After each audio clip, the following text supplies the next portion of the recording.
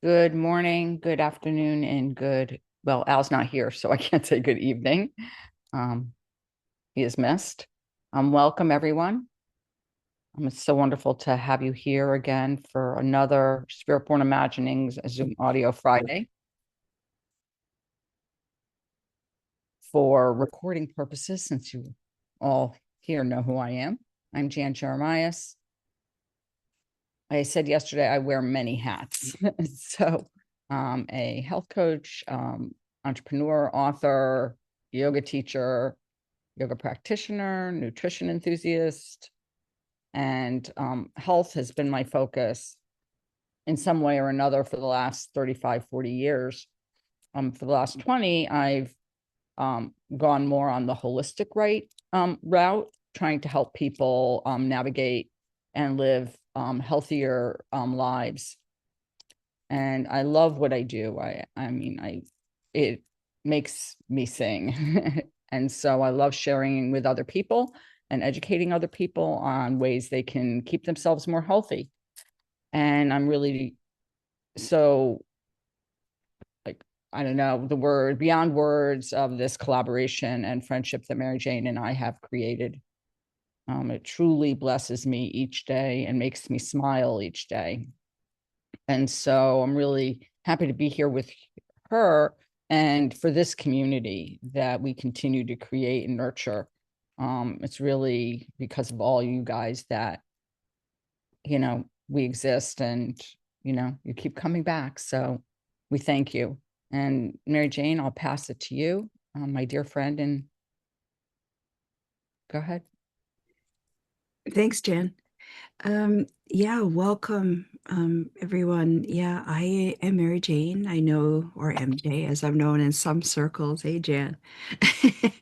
And I just wanted to take a moment just to share a little bit about what I do. I am what I consider a heart-centered entrepreneur who loves to co-create and support my clients to create things that feel real and authentic to them, whether it's their brand and logo, um, and things business related or beautiful wedding invitations that are celebrating happy days. So I would just love being here in this collaboration with Jan. We have a beautiful friendship, and I truly cherish being in this space with her and co-creating something along with all of you as well, that feels very genuine and sacred. And in this space, we love, and this is part of what I love for my mission and vision too, we create a space, we hope, is filled with kindness, empathy, and compassion, because in order to give to others, we need to give that to ourselves. And we just love being in presence and compassion and curiosity with you, and just being here to support each other through our daily lives and transformation and the journey as we move forward.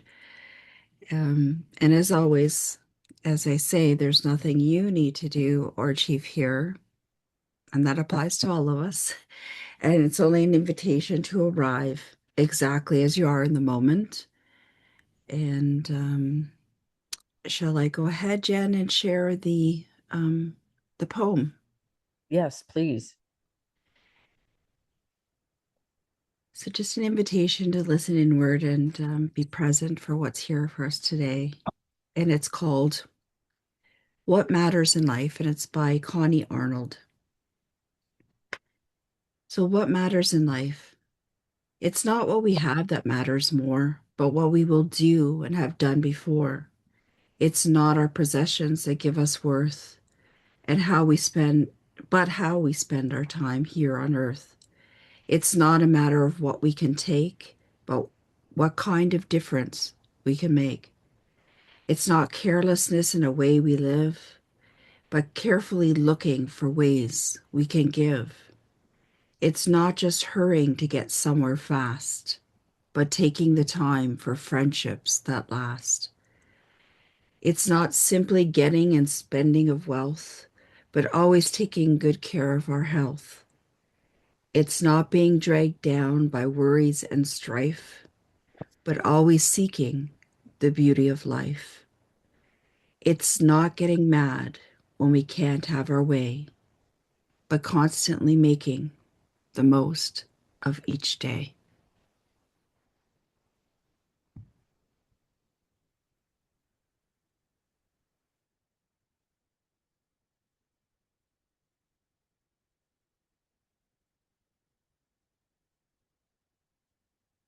So, welcome everyone. We welcome you. We're so glad again you're here. As we gather today, we continue our exploration, moving into the heart of what matters. Last week, we did on the question, what does love look like here? In the messy moments and the tension and the quiet choices no one else sees. And today, we gently deepen that inquiry. We'll be reflecting on our values, what they are, how we come to know them, and how they influence the way we live our lives. Are our values something inherent, something we're born with? Are they shaped and reshaped over time through our experiences? Or do they live somewhere in between? Perhaps there are parts of us that have always known something steady, something true. And perhaps there are parts that have evolved, shifted, or been rediscovered along the way. Today is not about defining values in a fixed or rigid way. It's an invitation to become curious, to notice what has been guiding you consciously or unconsciously, to reflect on what feels true for you now, and to gently explore how what matters is expressed in the way you live, choose, and show up each day. There is nothing you need to have figured out. This is simply a space to pause, to listen, and to reconnect. So take a breath, arrive fully into this moment, and we'll begin.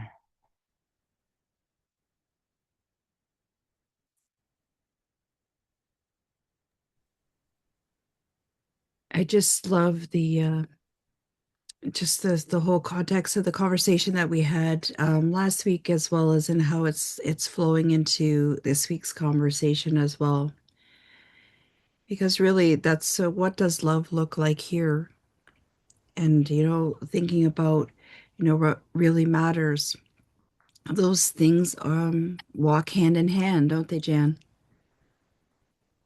I feel they do. I think, when we talk about what does love look like here, I think it really um, goes back and sort of threads back to what we value and what our values are. You, how we navigate life, how we act. Values are so much about, are threaded through our what we do each day. And I think that when we are authentic and when we truly kind of unite with our values, then we are authentic. Then we move forward in a very authentic way. I think the discord comes when we are not living according to our values. And then it's almost like we're in conflict with our own values and the way we're acting. And so I think that, it's kind of like, it almost reminds me of like things that are like, two surfaces that aren't smooth, that are rubbing against each other. It's like there's friction. Yeah, that's a really good viewpoint. Yeah, it's true, and it's I mean, values, whatever that means to you, right there, it can be very very personal as far as of what that means. But really, I mean, I think, you know, um, when we really take into consideration with mindfulness, it helps to give us a lot of direction as to what our next steps may be. Um, you know, it's hard to focus on those things when there's lots of noise and things happening around. But it's just a beautiful space because like it brings our values into awareness and really helps us to move forward with hopefully what will be a little bit more clarity, because sometimes when there's an internal conflict going on, um, the clarity can be, shall we say, muddied. I like the word muddied here. It's so true. But I think you're right. I think it's in the mindfulness and in the slowing down, because I think when we get caught up, I don't even know necessarily that we realize. I think we probably know that we're not living according to our values, but we don't take the time to do anything about it. We Mm, just rush beyond it, or we get wrapped up in something else, or we actually distract ourselves so that we're not, focused on that, and we move through it so quickly. And yes. then all of a sudden, I think it's almost like, you do feel it. And I think that feeling starts to amplify itself, starts to multiply until you have to, like, something happens. And then you, all of a sudden, yeah, being present for our values. And I think that's so true. And I think the slowing down is key, because I think that you need that reflection time to kind of pause and see whether, like, does this feel right to me? Am I like, is this a value? Is this in accordance with my values? um and even if it's not in a like in a cognitive way, I think we have a feeling way, and we know that feeling of what it feels like to be in alignment with our own values. And I think we can feel it as a physical sensation, because I think it's like an exhale. Like we started, I said, can you make this we're doing a little breathing before we got on together, and it was kind of like, can we make the exhale a little longer? It's like this, okay, like I'm living according to my values. Like I feel this really resonates with me. This is really who I am. And I think when we live with our value, like in accordance with our values, that's what it feels like. Well, exactly. And I love when we were, doing some research before this conversation. Yeah, I loved how there was that um they brought into um our consciousness, I guess, as far as, what the difference is, but distinguishing what the difference between values and beliefs were.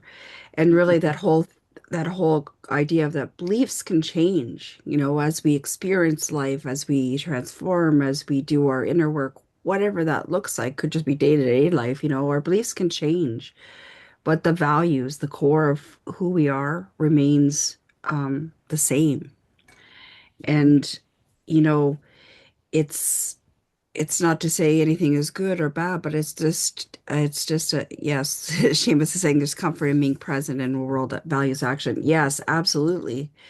Because as we spoke to last week, I mean, that's the whole thing, bringing our values forward and moving forward and with conscious decision, even if it's just small increments at a time. But just really, I look at it as like this is, looking and discerning what matters, is it really is like that really helps us to move forward in action. So it is representing what does love look like here. Mm-hmm. And I think I love the whole idea of like, when are values created and formed? Like I was reflecting a Mm. lot over the last week over, what I would consider my, let's say, core values, or my, the few I kind of focused on, or I was really focused on. And I thought to myself, they've been in me my whole life. Maybe they weren't identified as such, like I didn't label them as such from a really young age, but I can remember some of the things and some of the instances where those values were demonstrated. And I was like 4 or 5.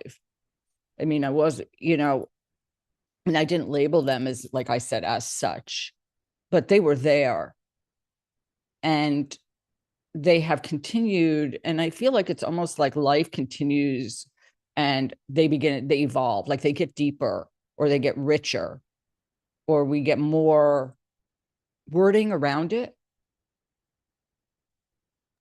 Yeah, So that's a good way of looking at it. yeah, they get more wording around it. And I think that it's not like those values ever really changed. I think they evolved. And then I think there are values that you accumulate through age, like an experience. Like, Yes, I think that, if you get sick, all of a sudden you value, health becomes a very big value of yours. And absolutely. maybe become a focus of yours, where other ones are kind of like, it's almost like I feel like you're born with. Yes. Yes, exactly. So it's, and I would just, yeah, the whole idea of, just intentional, being present, being intentional with our actions based on those values, whatever they are. But that's true. I mean, I have that sense for of remembrances from being a small child and having some of those core um values. And it's like, but I was really small, so like, where did those core values come from? That's a whole other topic in itself, because I was very Mhm. small. And it's like, I realize we learn every day, but at the same time, being so small and having that, I'm thinking, I'm not sure. I mean, some of the values, of things have probably were I learned, because we know that that's definitely an influence, learned behavior. But some stuff feels really true, even now when I think about it, it's like, even when I say things, I mean, I don't say, approaching the world with kindness, empathy, and compassion just to say that. I feel that in my core. Like, Hmm. it's just, and that's something I've really recognized in myself for a very long time. But maybe for a very long time, up until the last several years, have I ever been able to put that into words, that that's the core of me. And but yeah, it's an amazing perspective, because and taking into consideration that no matter what we're doing, we don't have to be taking massively big action. Just really knowing that the small actions, those tiny steps, those we've spoken to before in other conversations, um, just being consistent and taking small steps forward. They don't have to be perfect steps. They just have to be real, because that's what people understand. And they want to see that in other people, because they want to understand that it's okay to have that in themselves, because that's where we often feel insecure, or in the sense that we feel like we're alone in what's happening. But just to realize that we are not alone in this human existence, and that we're all experiencing varying degrees of these things every day. Absolutely. And I loved what you shared. And I think that, like you were talking about your, love, empathy, and kindness, um, and this whole idea of like how early you felt that, but couldn't articulate it, and maybe didn't even outwardly, like you lived it, but now it's much more to me of an outward, like you speak it. And it's so much a part of, you know, your conversations with other people and in your writing and in your work. And it's also lived. And I think that that's, to me, a true testament of like being with your values is like when you live it. And because I think, especially I was in conversation with Bill, who many of you know, um, for our podcast, and we were talking about kids and values and where, and sort of reflecting on some of the situations in the world. And he was talking about, I know he has grandsons, so his grandsons and everything, or teenagers, and this experience of where kids learn values, where values are practiced, and where they, values are sort of like demonstrated to them. And because I think kids do learn by example. And so we were talking about that, and then actually in conversation with a friend of mine last night, and we were talking about something, and we both came back to values. So it seemed to have been a very, and I didn't bring it up. So it was kind of like one of those things that just kept on, other people kept on speaking to me about this week. But, um, I think it's a really huge thing to reflect on. And I think we've all probably here reflected on our values and what we consider, our values to be. And possibly when we came up with that, kind of when that kind of came to us, oh my gosh, that's really important to me. That's a value. I've done it a number of times in different circumstances. And I think there are different ways to come to those things if you don't know what they are. But I think that it's truly important to reflect and to decide um, what your values are so that you kind of can navigate and become in accordance with that when you know, when and your actions do reflect that. And so, Seamus, please. Yeah, thanks, guys. Yeah, there's a couple of words like identity comes to mind, vividly to mind as you were talking about values as well.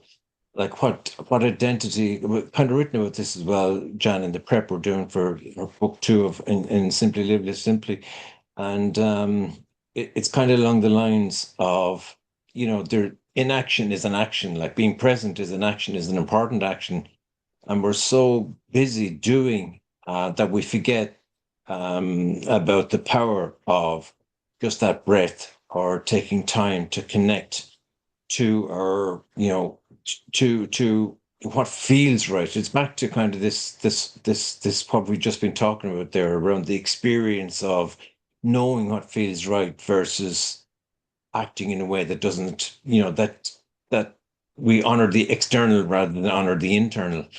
And I think that comes back to identity and just a split second of noticing literally, and this is where it comes back to being present with for our values, is just that time to, and it could be just a split second of no matter what's going on, like that we create space to be present for our values. And I think that's kind of what was behind my comment when I made it that there in the chat. It's a bridge, I think, really back to, the values you described that are always there from the moment we're born. I think it's the image of a root. It has us grounded. We're connected. That is our like our tangible pathway, our root connection to our core values.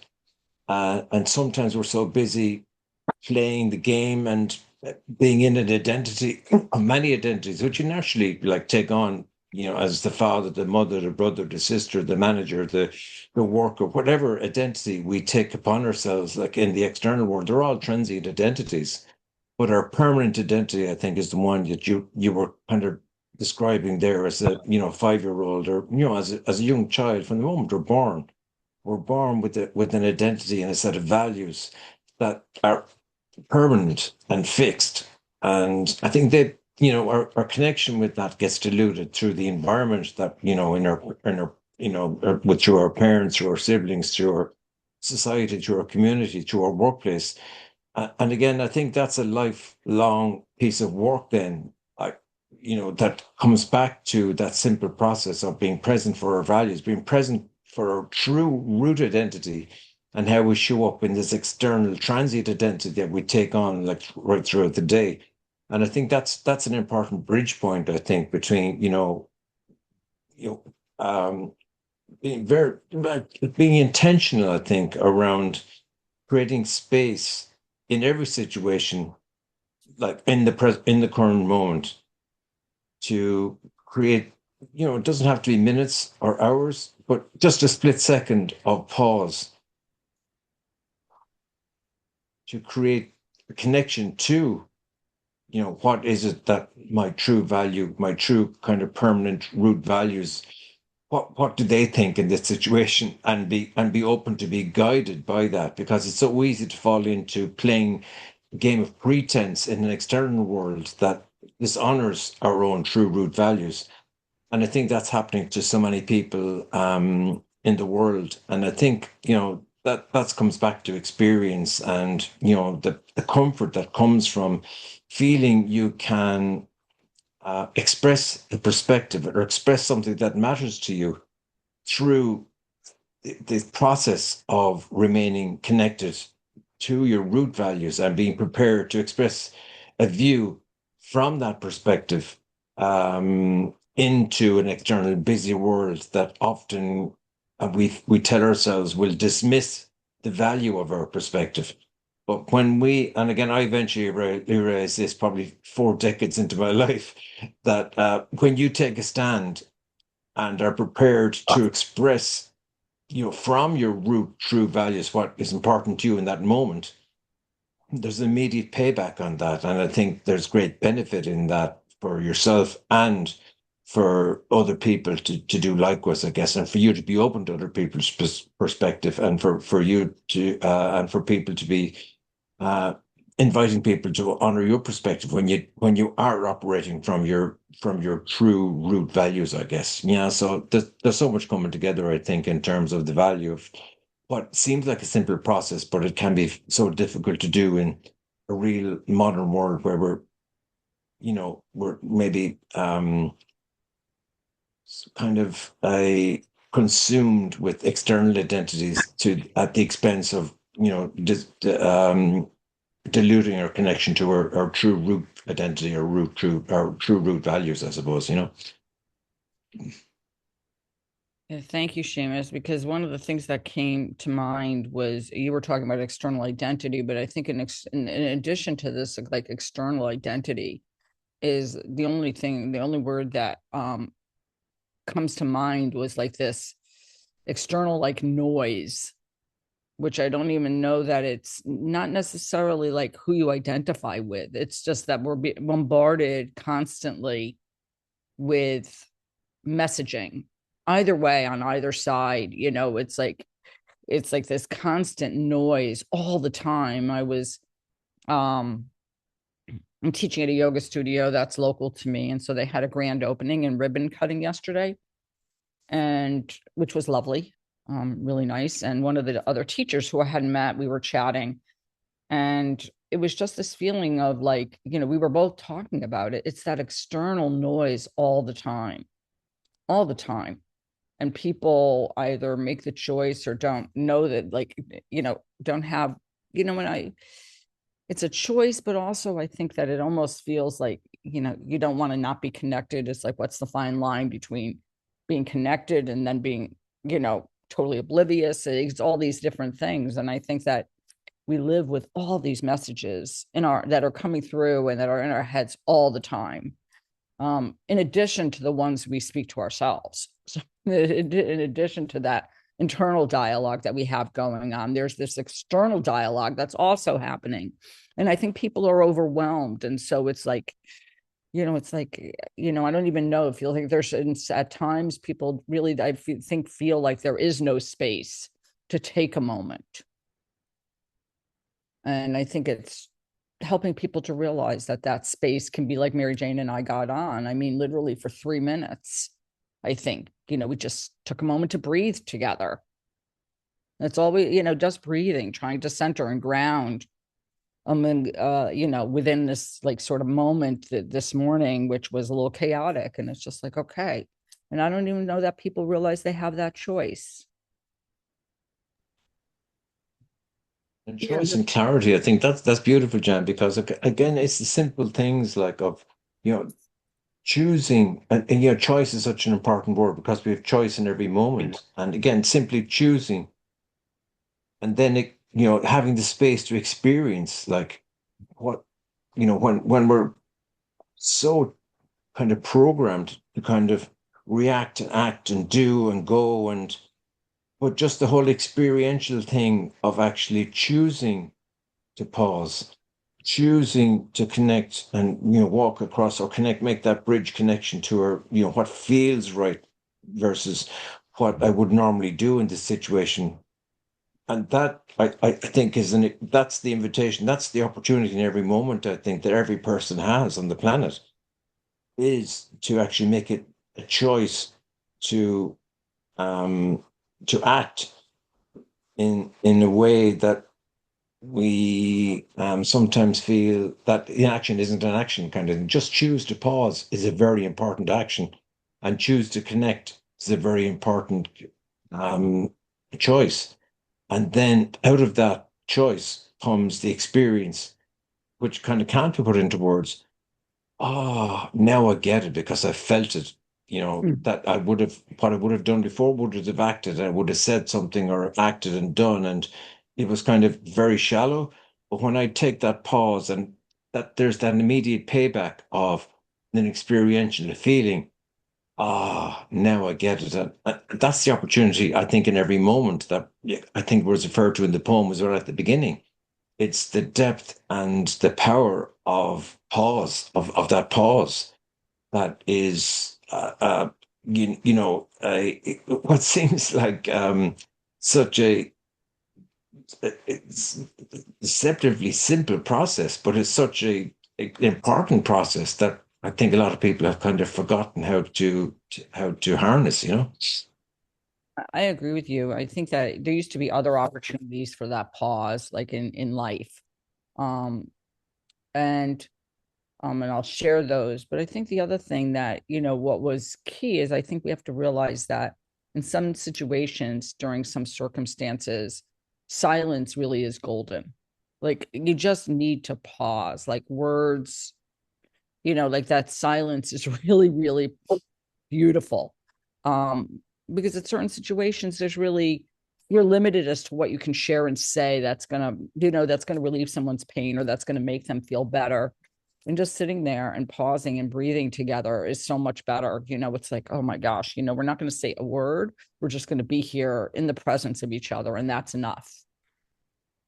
I feel like, there's some major countries and politicians that could use a pause at the moment and turn down some of the noise outside. Tonka decided that he's not ready to silence himself at the moment. So if you hear barking, excuse me. You excuse him. He's like voicing his need for more food, which is a constant thing. But it's really interesting because I think that sometimes, we're so limited and we don't have that silent time. I mean, I look to, my background and not getting, saying yes or no, but prayer used to be this opportunity to pause, Mhm. and reflect, no matter what your faith is. Yes. And it was that moment to acknowledge like the silence and take an opportunity to pray and set out intentions. And it was also this time of gratitude, where, you know, I mean, in Judaism, you say blessings over all different types of food, and every food kind of has its own blessing. Um, and I may not practice many things, but that's one thing I do. I always take a moment to sit there and acknowledge the whatever I'm eating or drinking. And I think there is something really that is very connecting and very sort of brings you inward when you do that. Yeah, it's so true. It's Jan, you made me smile because when you're saying you take that pause to things over what you're eating, and the first thing that came to mind was your crudité. So there you go. I know. Exactly. Mary I'm Jane like, and I what's need the blessing for that? But yeah, I it's the am blessing of like we thank God for things that come that are grown from the earth. growing. Grown from the earth. Yeah, Yes. okay. Well, that makes sense. I just had this big grin on my face because anyway, but yeah, I think that's the thing too for a lot of things like what Seamus was speaking to and you as well, Jen, is it's like really, you know, um oh, that thing about choice, it's like it's about um taking the moment to being present enough to reconnect with your heart instead of just the mind. And it's the mind really often that gets extremely overwhelmed by all of that noise that's happening. Um, and sometimes it's noise happening in our own lives, sometimes it's noise from other external sources, whatever that may look like where we are in a given situation.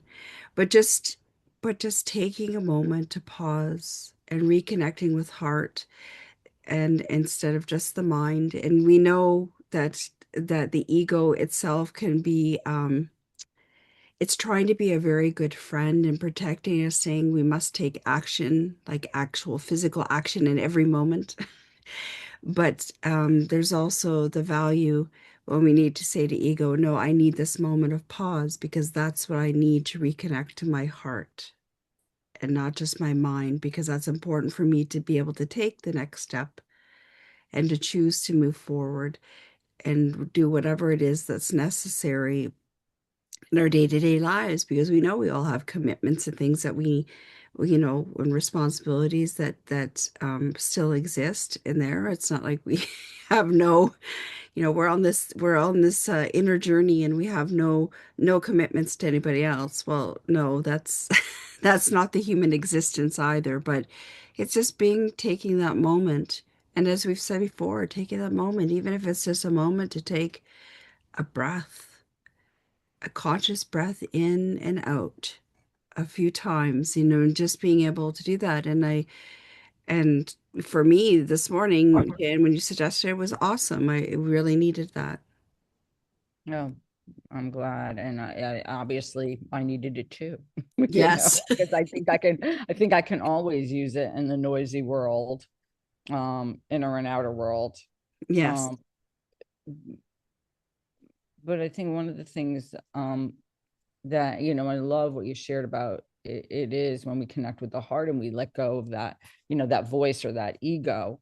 And literally, I know that there are points where I'm just like, be quiet, like let's just be quiet, like go sit in the corner for 5 seconds, like, I'm keep laughing. yourself keep yourself busy, like, Yes. I'm laughing because sometimes, when there's a lot of like internalized and, the voices in my head are just like, I'm like, just please be quiet. yeah, it's like, Just exactly. just please be quiet. Sometimes I think about which usually brings a smile to faces, like my sometimes my ego's like an unruly child. Um it just wants to be heard. I I think I love that. I think of mine as having a tantrum every now and then, like having a tantrum, Yes. you know. That sometimes comes with being unruly now, doesn't it? That's right. Exactly. Exactly. And it's like, oh gosh, please. Um, but it's amazing how, and I loved what, because I, always value what Seamus shares about experience, because I think once you experience that quiet, that's then that's whatever practice you do or however you get there, I think that does keep on, that helps you to return to it, in my opinion, because I think you have that immediate result or that immediate thing that, that feeling that happens, that immediate result, and you realize it. And I think that, I know for years that's what kept me coming back to yoga was, those moments where I would actually, whatever you want to label them as, peace, serenity, just calmness, were those moments of space or peace. And I would be just like, oh gosh, I need that. And in the beginning, it was scheduled time to have that feeling, you know, whatever it was for a class. And then I think the gift is when you realize that it can happen in seconds. Like it doesn't take long to get there. You just have to make the choice that you want to get there. It's like getting on the bus. You have to just decide that you want to take that bus. Yeah, I, I like the bus analogy. Having just not too long ago, but a month ago, taking a bus, it's like yes, it's definitely a choice to get on the bus when I went to go visit my sister. So, but it was, I had to do the oh, bus. oh Sorry, I had to do the bus emoji because it's not here. Just I know. Thank you for channeling your inner Al. Um, but yeah, I love that because right, that goes what that is like is choosing to connect with your inner child, and that's what the playfulness is, right? In the emojis themselves. But I loved, from when we were doing the research, it's just like I loved that I dropped the quote from one of the articles. It says, "Living what matters often asks for courage." And it's the courage to choose what is true over what is expected. And that's kind of what we've been speaking to, is that we need to take those moments of pause for ourselves. Um, and the word that's come forward a lot this week for me, is grace. And, just entrusting and giving that grace to ourselves. And it's just it does take courage sometimes because there's lots of expectations from people outside, of what they think is true and what should be done. But really what it is reconnecting to what's true for you with heart. So it's it's just it's not for the weak of heart or the faint of heart, as they used to say. So, you know, it's love. It's just a lovely being in presence here with all of you, because it's just we really it's this is a pause in some sense for all of us. I mean, yes, we're thinking about things, and obviously we can't always close off that thing, but just to take that pause and be in presence here with you, reflecting. It is like taking a breath, a collective breath together. So I just love this space. Yes, it There's is. also like Mary Jane, what you mentioned, like there, it's the immediate, like back to experience. Like when you experience something, you can't unexperience it, and words are inadequate basically to describe. Yes. Only you know what it feels like when you create that space, you make that choice, and then it lands in a way that just words can't explain, and you can't explain outside yourself. You just know, oh crap, what that hit me like, and Mm-hmm. that's what we're talking about here. It's about the invitation for people, to we can't describe what it feels like, but we can invite people to create the space, and the only way they can experience it is experience it for themselves, whatever way it lands within them. Yes. And I think that's what we're talking about here. And again, when we create that space, invariably, in my experience at least, it's an immediate payback of, okay, now I get it. Because when I intentionally chose to create the space, and I find myself doing it more often, like day to day, even, in the past week, there are things that will happen, and I will just automatically, begin to just create that intentional space. And things don't seem so bad when you're operating in that mode, I think, of, going back to Jan, I think to a podcast that I can't remember who it was, but having, operating again, you mentioned heart several times, Mary Jane, operating with a connection to heart that Yes. allows you to be prepared for anything, basically. And that comes back to heart, it comes back to choice, and it comes back to just connection to our, what truly even matters from our inside out, I guess. Mm-hmm. Absolutely. And Seamus, I love what you shared about choice and the experience, because I think you can also, I've been at moments where you can be in the situation and you resist it for some reason. There's some, element of yourself that's resisting actually going there. And I think that happens too. There are certain days where, you just, for whatever reason, your guard is up and you just resist that. It's kind of like, I remember once being at a client's house, and her son was having a tantrum, and she went to grab an essential oil to put on her hands to kind of rest on his shoulders. And he looked at her, speaking about child, Mary Jane, and he was like, literally had his fist in his hands. He had his like face all scrunched, and he's like, I don't want to feel better. Oh, And so it was kind of like, let me vent and let me, I want to, it was just so I want funny. to And so, express. yeah, just like, I don't want to feel better. And he was like, so Oh. that's what it reminds. Cause I think sometimes we can have that resistance. It's like a part of us is like, I don't want to feel better right now. I just want to be able to get this energy out, whatever it is. And then there are times when we're like, okay, like I can let go a little bit. I can not hold on so tightly. I can release a little bit and have a few breaths. And then there are times you try and you're like, okay, well, this isn't working today. Like at this moment, this is not working for me.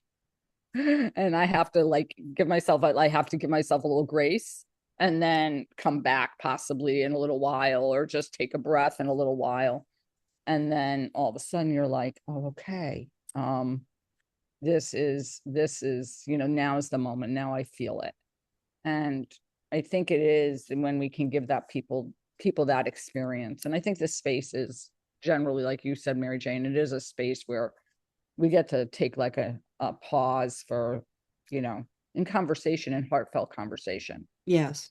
And so that's, that's beautiful, because there aren't that many, a lot of people don't have many spaces in their lives where it's like that.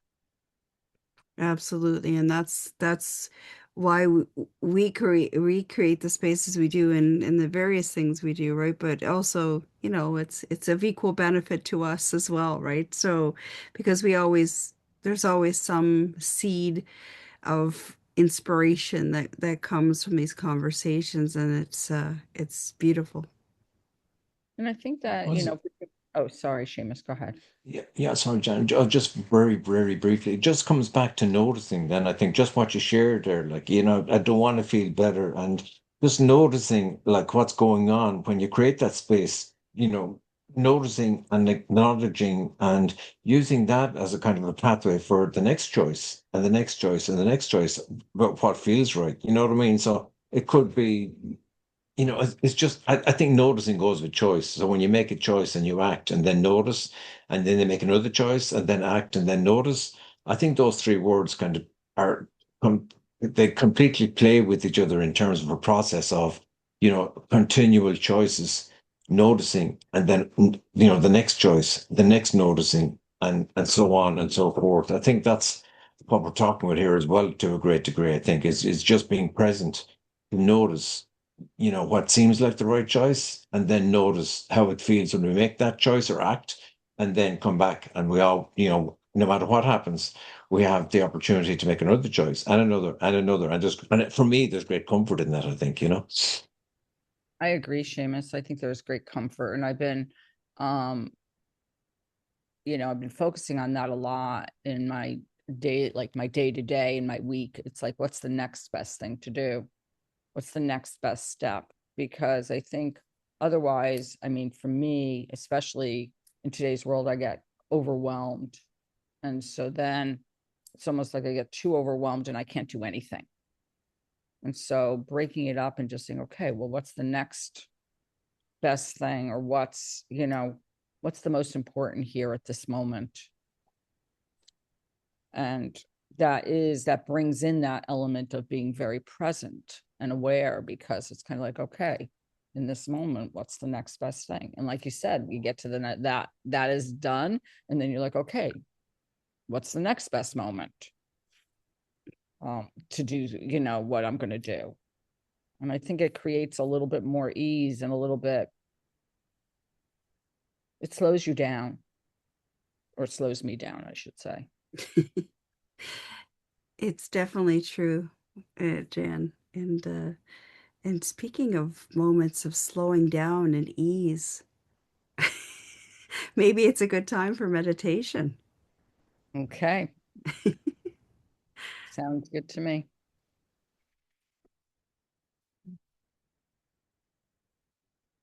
So the heart of what matters today.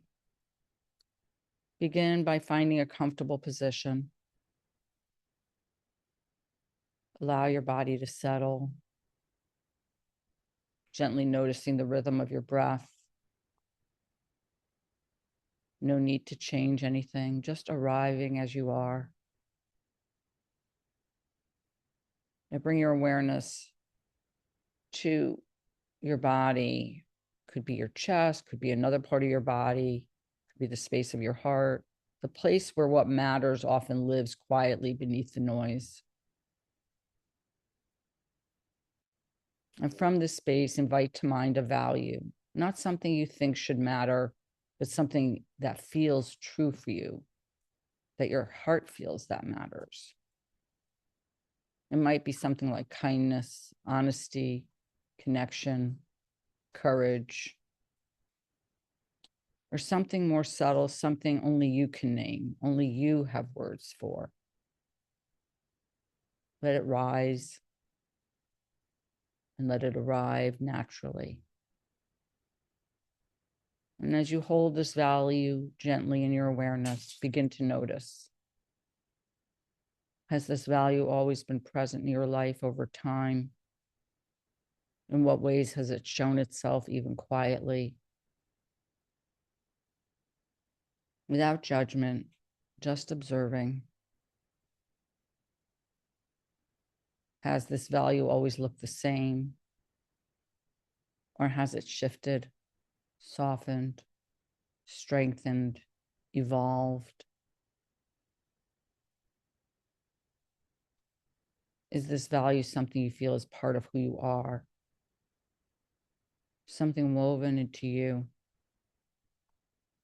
Or something you're still growing into? Now gently turn toward the present moment. How is this value living in your life now? Not perfectly, but honestly. Where do you feel aligned with it? And where might it be asking for a little bit more space, a little bit more expression? No need to fix or change anything, just noticing, just listening. And if it feels right, you might gently ask yourself, what would it look like to live this value in a way that feels even more true, more embodied, more in alignment with who I am today? Let whatever arises be enough.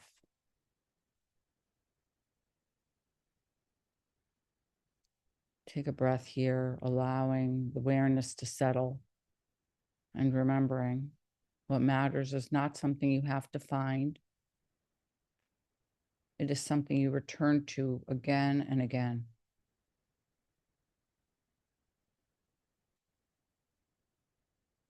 And when you're ready, gently bring your awareness back to your breath, to your body,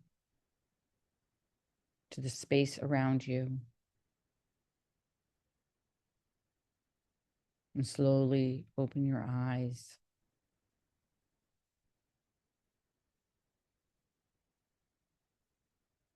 Knowing that we carry what matters, what we value with us always.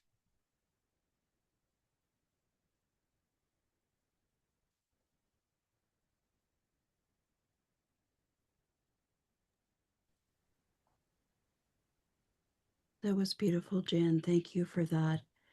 Um, is it all right if I quickly share the other poem that I found? Yes, please.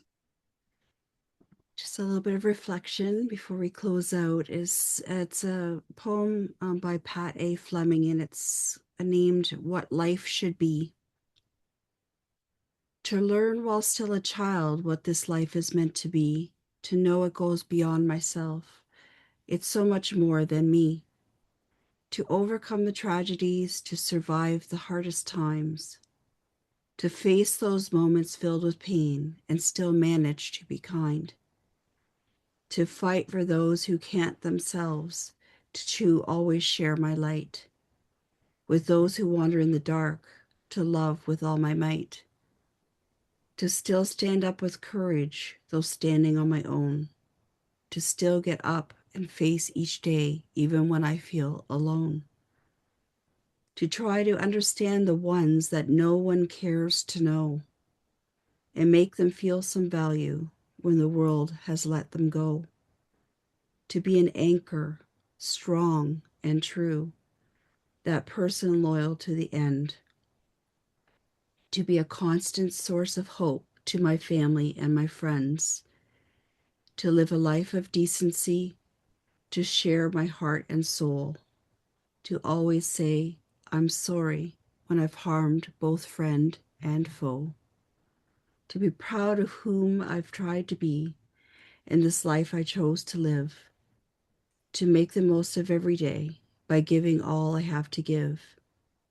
To me, that's what this life should be.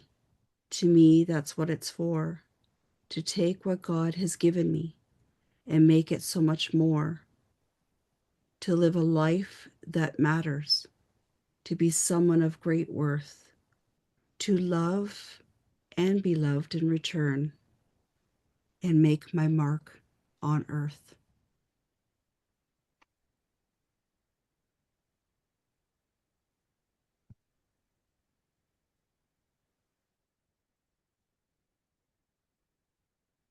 Absolutely wonderful poem, Mary Jane. Thank you for sharing that. And thank you all for joining us. Please connect with Mary Jane and I, and everyone else here in this event today. I know that you'd all love to connect with each other. Feel free to check out the LinkedIn and Facebook pages. We love when you take a moment to read what we share. And, if it calls to you, feel free to share any of the YouTube videos of the recordings of, these Fridays and some other content. So thank you all if you feel so inclined.